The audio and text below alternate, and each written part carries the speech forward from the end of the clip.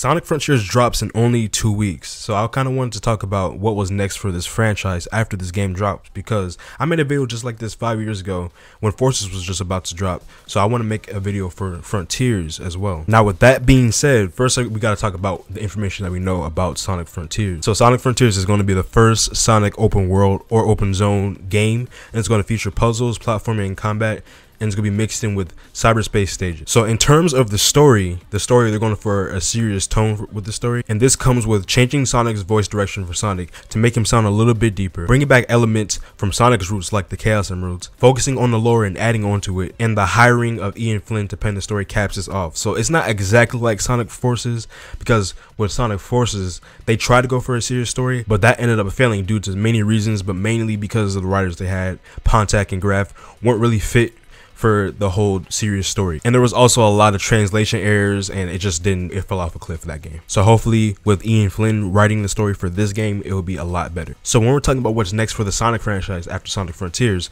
we're talking about if Sonic Frontiers ends up a success with some consistency on Sega's part, we as consumers can be in good hands. Because if Sonic Frontiers is a success, not only would that boost the track record of the franchise, but you have the success of Frontiers stacked up with the success of the first 2 Sonic movies, and on top of that, you have Sonic Prime and the Sonic Movie 3 all coming in within the next 3 years. So I would say it's pretty imperative that Sonic Frontiers succeeds if Sega wants to bring more people to buy the game. And you also can't forget that Sega is trying to expand their Sonic Japanese consumer base because Sonic isn't as big out there, so that makes the success for Sonic Frontiers even more important. So the overall money that Sega will make from all these avenues if Frontiers succeeds will hopefully raise the likelihood of quality products in the future. So it's obvious that if Sonic Frontiers succeeds, the revenue will reflect that. But what does this mean for the games themselves? Because we all know the games are the main attraction. If Sonic Frontiers succeeds, that would be huge for the games, because their plan for Sonic Frontiers to be the base for the future of the franchise will be successful. And most importantly, they found a gameplay style that actually works and that most people like. And this will likely lead them to release DLC for Frontiers if it's not already planned out to already be DLC. But outside of Frontiers, we can definitely also see a few more spin-off titles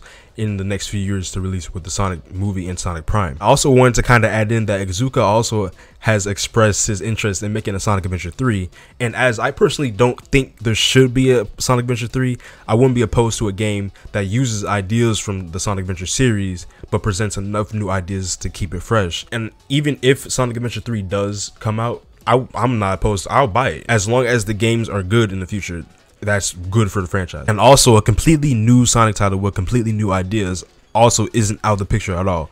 It's probably unlikely, but that can definitely happen. I would personally want a few ports or remasters of old Sonic games like Unleashed or even the adventure games, because the games, I wouldn't say they're that accessible. So increasing accessibility is always good for business. But to basically sum that up, if Frontiers is successful, not only would that be huge financially, but it would likely expand the popularity of the series and the quality of the games in the future. But what if Sonic Frontiers fails? And when I say failing, I'm referring to if the majority of the public opinion of the game theoretically ends up being negative. But to that, I honestly don't know where the franchise will go after that if the game fails. I still think Sega will still be set financially because the game will still sell decently. I know Sonic games usually sell decently even if they're mediocre, especially with how much Frontiers has been hyped up and how many good reviews it's been getting so far. And on top of that, they'll also be set with Sonic Prime and Sonic Movie 3. But even though they'll still make good money, the games will still take a hit because the public perception of the Sonic games will remain negative. You would also have to imagine that their Japanese consumer base wouldn't grow all that much, and their plan to build off Frontiers would have to change drastically. So basically, let's hope Sonic Frontiers succeeds. And if you enjoyed this video, you probably enjoyed this one as well. Other than that, I'll see y'all in the next one.